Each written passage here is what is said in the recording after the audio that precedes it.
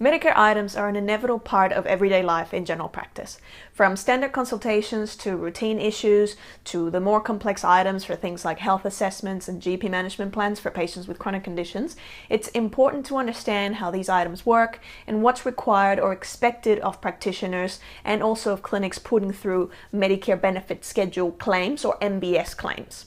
Most services and procedures we offer in general practice have an associated Medicare item number, which signals to Medicare what service was provided, and in turn, what fee or rebate that service will attract. Some common items include 23, which is a standard consult or level B, GP consultation that lasts up to 20 minutes, item 36, which is a long or level C GP consultation lasting between 20 to 40 minutes, item 10990, which is an additional incentive for fully bulk bill services provided to a person who's under 16 years of age or who has a concession card, and item 721, which is the creation of a GP management plan for a patient with a chronic condition. The full list of Medicare item numbers is truly overwhelming because it covers services across multiple sectors, including general practice, hospital services, pathology services, and even specialist services, among many others. You will find courses on this website which will cover the most relevant items in detail within the relevant topics, such as health assessment items and chronic disease items. What does bulk billing mean? When we talk about bulk billing, we're referring to a service claim that is sent directly to Medicare and which the patient did not have to pay anything for. This is because the entire fee for that service is what Medicare pays. This is also known as the Medicare rebate. What is private billing? Private billing is when the cost of the service, say for example a GP consultation, is more than what Medicare covers. In this instance, the patient will usually pay the full amount and then put a claim through to Medicare, either in person or more commonly online. This allows them to get back from Medicare the amount or fee that Medicare covers for that particular service. What is the gap payment? The gap payment is also known as an out-of-pocket cost. It's the difference between the Medicare fee, or what the patient will get back from Medicare once the claim goes through, and also what they actually paid for the service.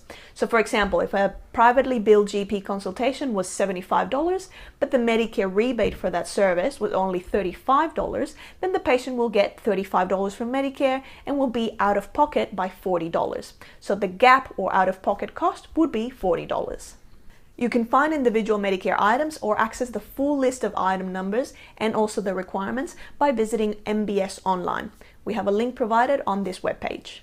Using MBS Online, you can search for item numbers either by using words to describe the service, or if you know the specific item number, by typing the number into the search function and performing an item number search.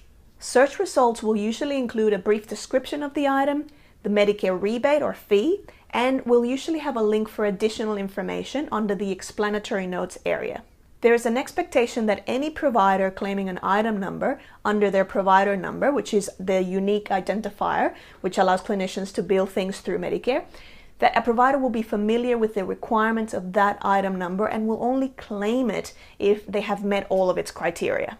Random audits are carried out on a regular basis to make sure that providers are claiming items correctly and following all the requirements before billing. On our website, you will find a convenient wall chart with some of the most common Medicare items we use in general practice, including basic requirements, limitations, and how frequently each item can be claimed. If you have questions about a Medicare item and it's not clear from the explanatory notes what you would need to do to fulfill its requirements, then you can always contact Medicare either via phone using the Medicare provider line on 132150 or by sending an email to askmbs@humanservices.gov.au.